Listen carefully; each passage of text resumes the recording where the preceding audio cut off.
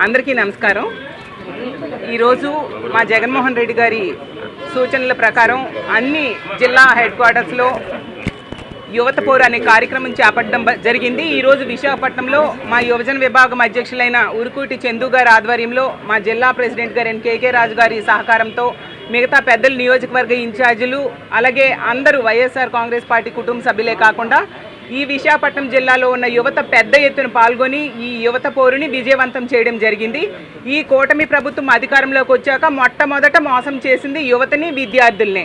ఎందుకంటే వాళ్ళ ఎన్నికల మేనిఫెస్టోలో చెప్పారు 20 లక్షల ఉద్యోగాలు లేదా 3,000 రూపాయలు నిరుద్యోగ భృతి అన్నారు. ఏడాదైనా కూడా ఒక్క ఉద్యోగం కూడా భర్తీ చేయలేదు సరికదా, ఎవరికి 3,000 రూపాయలు నిరుద్యోగ భృతి ఇవ్వని పరిస్థితి. ఈ ఏడాది కాలంలో తీసుకుంటే ఈ రాష్ట్రంలో నిరుద్యోగులు 1,53,00,000 మంది ఉన్నారనేసి ప్రభుత్వమే చెప్పడం జరిగింది. అంటే ఒక్కొక్కరికి 36,000 రూపాయలు ఈ ప్రభుత్వం బాకీ పడింది నిరుద్యోగ భృతి ఇవ్వకుండా. అలాగే లోకేష్ గారు యువగలం పాదయాత్రలో చెప్పారు జాబ్ క్యాలెండరు జనవరి 1కి ఇస్తామని. జూన్ వచ్చేసింది, క్యాలెండర్ ఇయర్స్ మారుతున్నాయి తప్ప వీళ్ళు జాబ్ క్యాలెండర్ మాత్రం ఇవ్వని పరిస్థితి మనం చూసాం. యువగలంలో 3,000 రూపాయల నిరుద్యోగ భృతి గురించి ఎంతగానో ఓదరగొట్టారు. ఈరోజు తీసుకుంటే నిరుద్యోగ భృతికి మంగళం పాడారు, 20 లక్షల ఉద్యోగాలు మంగళం పాడారు. డిఎస్సి అన్నారు, ఒక్కరికైనా డిఎస్సి ద్వారా ఉద్యోగం ఇచ్చారా? అన్ని రకాలుగా ఇచ్చిన హామీలన్నీ మంగళం పాడిన పరిస్థితి మనం చూసాము. ఈ కూటమి అధికారంలోకి వచ్చాక 3 జాబ్స్ వచ్చాయి. ముఖ్యమంత్రిగా చంద్రబాబు నాయుడు గారికి, ఉప ముఖ్యమంత్రిగా పవన్ కళ్యాణ్ గారికి, అలాగే మంత్రిగా లోకేష్ గారికి మాత్రం ఈరోజు జాబ్స్ వచ్చాయి. కానీ ఈ రాష్ట్రంలో యువత ఎవరికి జాబ్స్ రాలేదు.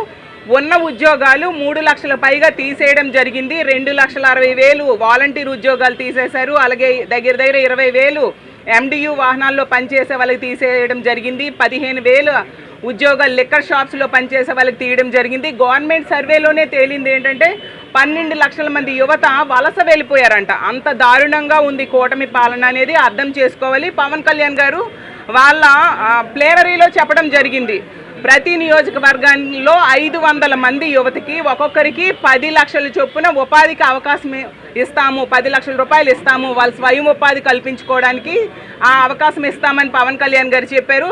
కనీసం తన సొంత నియోజకవర్గమైన పిఠాపురంలో కూడా ఒక్కరికి కూడా 10 లక్షల రూపాయలు స్వయం ఉపాధికి ఇవ్వని పరిస్థితి మనం చూసాము.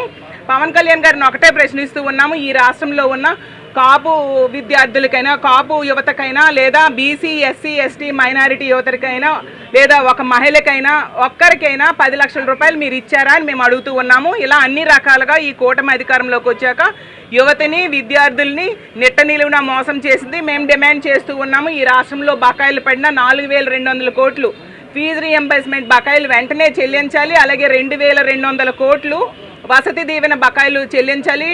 అలాగే తీసుకుంటే ఈ నెల నుంచి అయినా అట్లీస్ట్ 3,000 రూపాయలు నిరుద్యోగ భృతి చెల్లించాల్సిన అవసరం ఉంది. అలాగే ప్రైవేటు అంటే మెడికల్ కాలేజీలు ప్రైవేటైజేషన్ చేయడానికి వీళ్ళు ప్రయత్నిస్తూ ఉన్నారు. వెంటనే ఆ నిర్ణయాన్ని ఉపసంహరించుకోవాలి.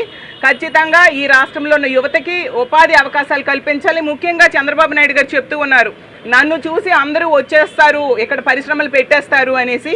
మరి చంద్రబాబు నాయుడు గారు ఎకరా 99 పైసలకి ఎందుకు ఇస్తున్నారు? దాన్ని బట్టి అర్థమవుతుంది చంద్రబాబు నాయుడు గారిని చూసి రావట్లేదు.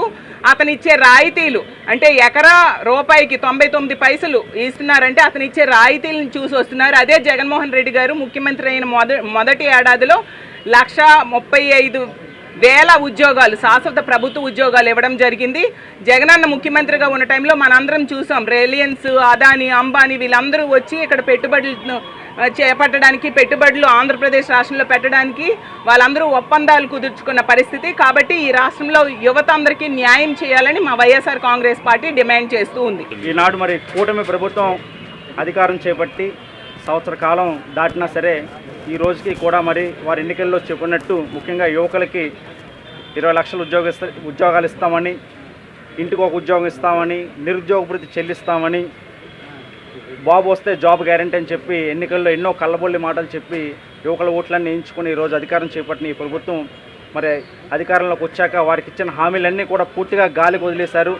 మొన్న సంవత్సర కాలానికి కూడా నిరుద్యోగ భృతి సుమారు ఒక్కొక్క యువకుడికి 36,000 చొప్పున సుమారు 57,600 కోట్లు రిలీజ్ చేయలేదు. ఆ సంవత్సరం అలా గడిచిపోయింది. ఈ సంవత్సరం కూడా బడ్జెట్లో కనీసం ఆ నిరుద్యోగ భృతి నిధులు కూడా కేటాయించలేదు. మీరు ఎప్పుడూ కూడా యువకులను మోసం చేయడమే పనిగా పెట్టుకున్నారా? మీ కళ్ళబొల్లి మాటలు నమ్మి వారు మీకు ఓట్లేసి మిమ్మల్ని గెలిపించారు. వారిని ఎందుకు అలా వారి భవిష్యత్తుతో ఆడుకుంటున్నారు అని చెప్పి మీ అందరూ కూడా వైఎస్ఆర్ కాంగ్రెస్ పార్టీ మా రాష్ట్ర అధ్యక్షులు మాజీ ముఖ్యమంత్రులు శ్రీ వైఎస్ జగన్మోహన్ రెడ్డి ఆదేశాల మేరకు ఇవాళ యువత బోర్డు నిర్వహించి కలెక్టరేట్లో మరి వినతిపత్రం ఇవ్వడం జరిగింది. ఈ హామీలన్నీ ఎప్పుడు నెరవేరుస్తారు, నిరుద్యోగులు ఎప్పుడు చెల్లిస్తారు, అలాగే వాలంటీర్లందరినీ కూడా ఇంటికో జాబ్ అన్నారు, అది పక్కన పెట్టి ఉన్న జాబులన్నీ కూడా పీకి పారేస్తున్నారు. వాలంటీర్లే అందరినీ కూడా సుమారు 2 లక్షల మందిని కూడా వాళ్ళు రోడ్డున పడ్డారు. వాళ్ళకి ఎన్నికల్లో 10,000 రూపాయలు శాలరీ పెంచుతామని చెప్పన్నారు. ఆ హామీ కూడా లేదు, నిర్దాక్షిణ్యంగా వాళ్ళందరినీ కూడా పక్క తీస్తారు. అలాగే రేషన్ డోర్ డెలివరీ చేసే ఒక వారిని కూడా 10,000 మందిని సుమారు వారిని కూడా తొలగించడం జరిగింది. అలాగే ప్రభుత్వ మద్యం దుకాణంలో పనిచేసే వారిని తొలగించడం జరిగింది. అలాగే ఇప్పుడు ఎక్కడ చూసినా సరే